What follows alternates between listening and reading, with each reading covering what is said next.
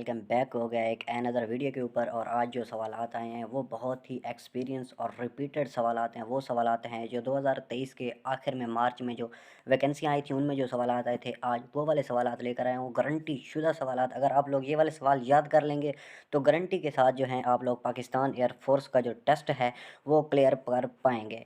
तो गारंटी शुदा सवाल हैं, मिक्स रिपीटेड हैं। अगर आप लोगों ने एरो ट्रेड, पीएफ, सिक्योरिटी जिस चीज़ में भी अप्लाई किए हुए हैं आप लोगों ने टेंशन नहीं लेनी। आप लोगों ने बस सिंपल सा इस वीडियो को लाइक करना है और कमेंट करके बताना है कि आप लोग जो हैं वीडियोस को एंजॉय करें कि नहीं करें। तो 2 वीडियोस पहले आ चुकी हैं इस टॉपिक के ऊपर, और अगर वो वाली आप लोगों ने वीडियो नहीं देखी तो आपका टेस्ट जो है वो 100% क्लियर नहीं होगा। तो उसका जो लिंक है आप लोगों को डिस्क्रिप्शन के अंदर मिल जाएगा। ये वाली वीडियो देखने के बाद वो वाली वीडियो भी आप लोग जाकर देख सकते हैं। छोटी छोटी वीडियो हैं लेकिन वो सवाल बहुत ही इंपॉर्टेंट है इंग्लिश के रिलेटेड और ख़ास तौर के फिजिक्स के रिलेटेड। तो वो वाले सवाल आप लोगों ने लाजमी जाकर देखने कमेंट बॉक्स में, और नीचे जो डिस्क्रिप्शन के अंदर आप लोगों को वीडियो का लिंक मिल जाएगा।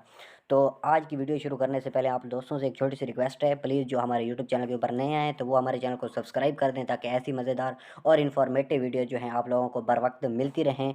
और आप लोग जो हैं इससे भरपूर फ़ायदा उठा रहे हैं कि नहीं उठा रहे, ये वाला कमेंट आप लोगों ने कमेंट बॉक्स में लाजमी मुझे बताना है। सवाल में ये पूछ रहा है कि Aslam is a senior dash मी, और ये इंग्लिश का पहला वो फ़िक्रा है जो 2023 के शुरू में ज़्यादातर रिपीट होता रहा है। तो इस लोग को आप लोगों ने गौर के साथ याद करना है। Aslam is a senior dash मी। अब इधर जो खाली जगह के ऊपर आएगा वो टू आएगा। Aslam is a senior to me, के असलम जो है वो मुझसे सीनियर है। तो दूसरे सवाल में ये पूछ रहा है कि the earth dash around the sun, के जो अर्थ है, जो दुनिया है, वो सूरज के इर्द गिर्द क्या करती है। तो जो सूरज के इर्द गिर्द जो अर्थ है, ज़मीन, वो मूव करती है। तो जो राइट ऑप्शन होगा वो होगा मूव्स। सही है, ज़मीन जो है सूरज के इर्द गिर्द घूमती है, मूव होती है। तो तीसरे सवाल में ये पूछ रहा है कि we shall make sentence. We shall make sentence ये एक फिक्रा है और इसको आप लोगों ने बताना है कि ये कौन सा जो है ला इसके अंदर यूज़ हुआ है, या कौन सा ये सेंटेंस है, या किस दौर का ये फ़िक्रा है। तो ये फ्यूचर इंडेफिनिट का फ़िक्रा है। तो जो टेंस के रिलेटेड एक वीडियो है वो आप लोगों को कल परसों जो है इंशाल्लाह आप लोगों को इसी चैनल के ऊपर मिल जाएगी। तो प्लीज़ जो यूट्यूब चैनल के ऊपर नए हैं तो वो हमारे चैनल को सब्सक्राइब कर दें और बेल आइकन कॉल पर प्रेस कर दें ताकि ऐसी इन्फॉर्मेटिव वीडियो आपको मिलती रहे। तो इसकी जो सारी डिटेल होगी वो मैं एक एक करके आप लोगों को समझा दूंगा और सारे टेंस एक ही वीडियो में बता दूंगा। तो वी शैल मेक सेंटेंस, तो इसका जो राइट आंसर है वो है फ्यूचर इंडेफिनिट। तो अगले सवाल में ये पूछ रहा है, नेक्स्ट सवाल में, this is a beautiful watch. Watch is beautiful. सही है। अब ये पूछ रहा है कि this is a beautiful watch, के ये जो घड़ी है ये बहुत खूबसूरत है। व्हाट इज़ अ ब्यूटीफुल, ये पूछ रहा है कि ब्यूटीफुल क्या है। ब्यूटीफुल जो है वो है एडजेक्टिव। एडजेक्टिव ये है जो किसी चीज़ की खूबी बयान करता है या उसकी बदी बयान करता है। ही इज़ अ अगली लेग थिंग लेग्स फ्राम, ये जैसा वैसे हो गया। और इसमें जो आ रहा है ब्यूटीफुल, ब्यूटीफुल जो है वो होगा एडजेक्टिव। तो अगले सवाल, नेक्स्ट सवाल में ये पूछ रहा है कि पीपल आर फाइंडिंग फ्रेंड्स। सही है, people are finding friends dash Facebook. तो पीपल जो हैं वो फेसबुक के ऊपर क्या करते हैं, ऊपर आप लोग पहले इसकी जब उर्दू में ट्रांसलेट करेंगे तो आपका फ़ौरन जो इसका जवाब है वो आपके जहन में आ जाएगा। आन ही आता है कि आन ऊपर, फेसबुक के ऊपर लोग जो हैं वो अपने फ्रेंड्स को ढूंढते हैं। ये एक एक्सपीरियंस क्वेश्चन है, ये उस तरह के सवाल तो लाजमी आते हैं। आप लोग इस चीज़ को रट्टा लगा लें कि ऑन, इज़, इन कहाँ कहाँ पे ये यूज़ होना है। तो ये वाली तो इंपॉर्टेंट सवाल हैं, ये तो आने ही आने। और नेक्स्ट सवाल में ये पूछ रहा है कि आई वॉज वाचिंग टीवी, मैं जो है टीवी देख रहा हूँ dash I go to bed. मैं टीवी देख रहा था, ऐसे इसकी जो है ट्रांसलेट कर लें, आई गो टू बेड, कि after I go to bed, अपने बेड पर जाने से पहले मैं जो टीवी देख रहा था। तो इधर खाली जगह के ऊपर आ जाएगा आफ्टर। तो ये थे इंग्लिश के एक्सपीरियंस सवालात। और एंड के ऊपर आप लोगों को रियाजी और फिजिक्स के भी जो सवालात हैं, बहुत ही इंपॉर्टेंट सवाल आपको मिल जाएंगे। लेकिन जो हमारे यूट्यूब चैनल के ऊपर नए हैं तो प्लीज़ हमारे चैनल को सब्सक्राइब कर दें और कमेंट में लाजमी बताया करें कि आप लोग जो हैं वीडियो से फ़ायदा आपको हो रहा है या नहीं हो रहा। और मैं आप लोगों के साथ वादा करता हूँ कि जब टेस्ट में जाएंगे तो मुझे याद करेंगे और कमेंट में लाजमी बताना कि आप लोग जो हैं वीडियो को किस तरह जो है आप लोगों की मदद कर रही है। और लेकिन आप लोग हमारे साथ ज़्यादती करें, क्या ज़्यादती करें, जो वीडियोस देखते हैं, वीडियो के ऊपर व्यू आ रहे हैं, अल्हम्दुलिल्लाह आप फ़ायदा उठा रहे हैं, लेकिन चैनल को सब्सक्राइब नहीं करें। तो प्लीज़ जो यूट्यूब चैनल के ऊपर नए आते हैं तो उनसे एक छोटी सी रिक्वेस्ट है, हमारे चैनल को लाजमी से सब्सक्राइब करें। तो नेक्स्ट सवाल में ये पूछ रहा है कि he dash like to watch TV when sitting in sofa. तो ये भी एक फ़िक्रा है कि he dash like to watch TV, जब मैं टीवी को देखता हूँ उसको लाइक करता हूँ। I like watch TV when sitting in a sofa, सोफ़े के ऊपर बैठकर मैं टीवी को देखता हूँ। तो डू नॉट, डू नॉट इधर आएगा, इसका जो राइट आंसर है वो होगा डू नॉट। तो नेक्स्ट सवाल में ये पूछ रहा है कि मंजर could not speak dash he is 2 year old.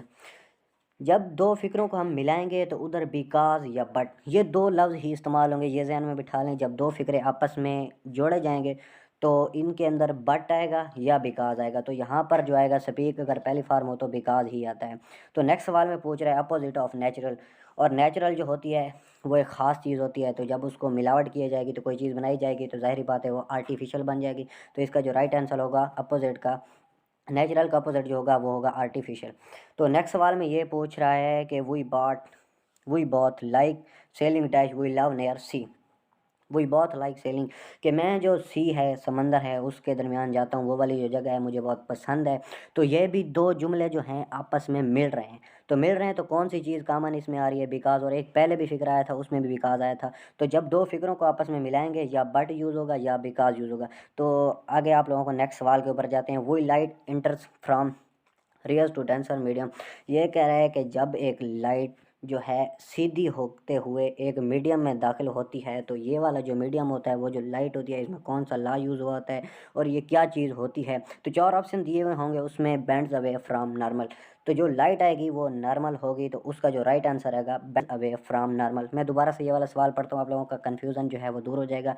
When light enters from rear to denser medium, वो कह रहा है कि जब सीधी लाइट आती है, जब सीधी दाखिल होती है तो आगे कहीं जाकर मूव हो जाती है, तो इसको हम क्या कहते हैं? इसको कहते हैं बेंड्स अवे फ्रॉम नॉर्मल। इसको हम बेंड्स अवे फ्रॉम नॉर्मल कहते हैं। नेक्स्ट सवाल में कह रहा है कि a lens which are curved inside, के एक लेंस है वो साइडों से झुका हुआ है, सही है, एंड थिन एज, और दरमियान के अंदर जो है वो पतला है। तो जो साइडों से मोटा हो और दरमियान से पतला हो, ये जो लेंस होता है ये कनकेव लेंस होता है। नेक्स्ट सवाल में ये पूछ रहा है कि साउंड वेव्स आर, ये तो बहुत ही इंपॉर्टेंट सवाल है, ये रट्टा लगाने वाली कोई चीज़ नहीं है, बहुत ही आसान सा सवाल है। साउंड वेव जो होती हैं वो लॉन्गिट्यूडनल वेव्स ही होती हैं, लॉन्गिट्यूडनल वेव्स को साउंड वेव कहते हैं और साउंड वेव को ही लॉन्गिट्यूडनल वेव कहते हैं। तो नेक्स्ट सवाल जो हमारा आता है वो आता है English is spoken all dash world, English is spoken all dash world, तो खाली जगह के ऊपर जो आएगा वो आएगा over, over all the world.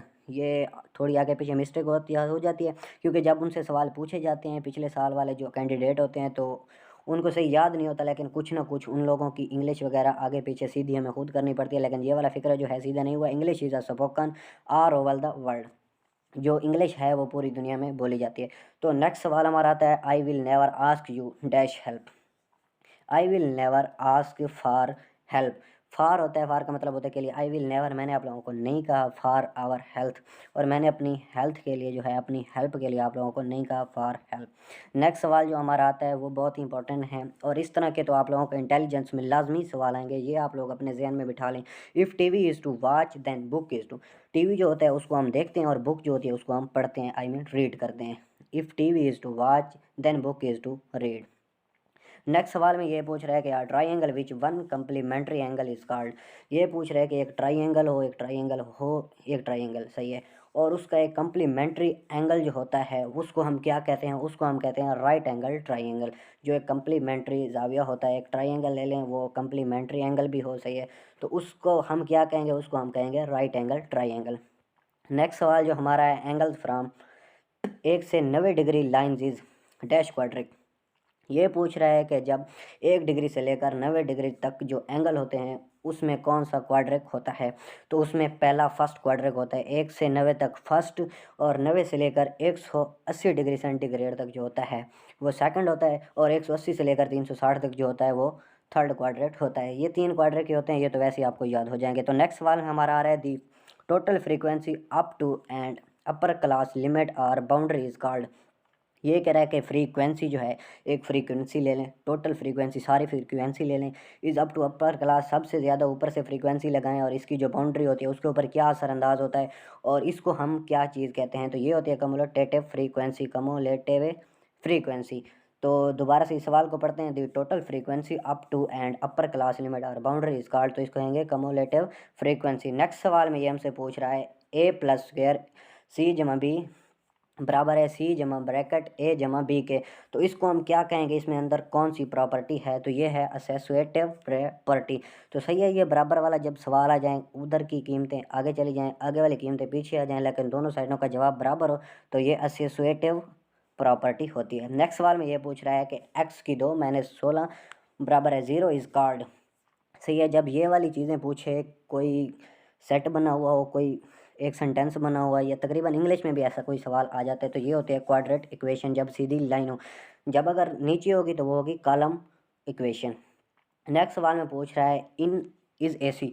ये फिजिक्स का बहुत ही इंपॉर्टेंट सवाल है, इसको गौर से समझिए। Is AC granted generated current is, एक जो एसी होता है वो कौन सा करंट जो है जनरेट कर रहा होता है, तो वो कर रहा होता है alternative current. Is AC generated current is alternative current. Next सवाल में पूछ रहा है metal are good conductor due to, metal जो हैं वो एक गुड कंडक्टर है, सही है, जिसमें से करंट जो है आसानी से गुजर सकता है। ड्यू टू, वो किस चीज़ के ज़रिए गुजर सकता है, उसके अंदर क्या खासियत होती है, उसके अंदर ये होता है कि फ्री इलेक्ट्रॉन होते हैं, जिसकी मदद से जो मेटल हैं वो गुड कंडक्टर हैं। नेक्स्ट सवाल में पूछ रहा है कि rate of flow and charge is called. ये पूछ रहा है कि चार्ज जो है एक बहता है, सही है, चार्ज बहता है और वो किस हालत में बहता है, उसका क्या नाम है, तो उसका नाम जो है करंट है। जो चार्ज होता है वो करंट की हालत में ही बहता है। नेक्स्ट सवाल पूछा है loudness of a sound depends. Loudness यानी ज़्यादा से ज़्यादा आवाज़ जो है वो किसके ऊपर डिपेंड करती है, वो एम्पलीट्यूड पर डिपेंड करती है। नेक्स्ट सवाल में पूछ रहा है how many kinds of wave are. ये पूछ रहा है उसकी कितनी अकसाम होती हैं, तो वेव की 2 अकसाम होती हैं। नेक्स्ट सवाल में पूछ रहा है in Hooke's law force is directly proportional to. ये पूछ रहा है कि हुक्स लॉ का जो कानून है वो किस चीज़ के डायरेक्टली प्रोपोर्शनल है और उससे क्या क्या चीज़ जो है वकू पजीर होती है, वाज़ेह होती है। तो इसका जो राइट आंसर है चेंज इज़ अ लेंथ, कि ये जो लेंथ होती है, लंबाई होती है, उसको तब्दील कर लेता है। क्योंकि ये एक स्प्रिंग होता है, स्प्रिंग को जब हम खींचते हैं, पहले तो वो छोटा होता है, जब हम स्प्रिंग को खींचते हैं तो वो बड़ा हो जाता है। तो इसके अंदर जो एक नमी वाक़ होती है, इसमें एक जो नई हालत बनती है, वो लेंथ उसकी जो होती है वो तब्दील हो जाती है। तो यह है हुक्स लॉ का कानून। नेक्स्ट सवाल में पूछ रहा है find ratio of speed of light in air and speed of light in medium we use which law. ये कह रहा है कि जब स्पीड को हम लाइट इन एयर, जब लाइट की स्पीड को हम हवा में चेक करते हैं और इसको एक मीडियम से गुजारते हैं, तो इसके अंदर कौन सा लॉ यूज़ होता है, तो वो होता है रिफ्रैक्शन लॉ, सही है। Find ratio of speed of light in air and speed of light in medium वही यूज़ विच लॉ। इसके अंदर कौन सा लॉ यूज़ होता है, तो वो होता है रिफ्रैक्शन लॉ। तो ये थी आज की वीडियो, मिलते हैं एक नई वीडियो में, तब तक अपना ख्याल रखिएगा। अल्लाह।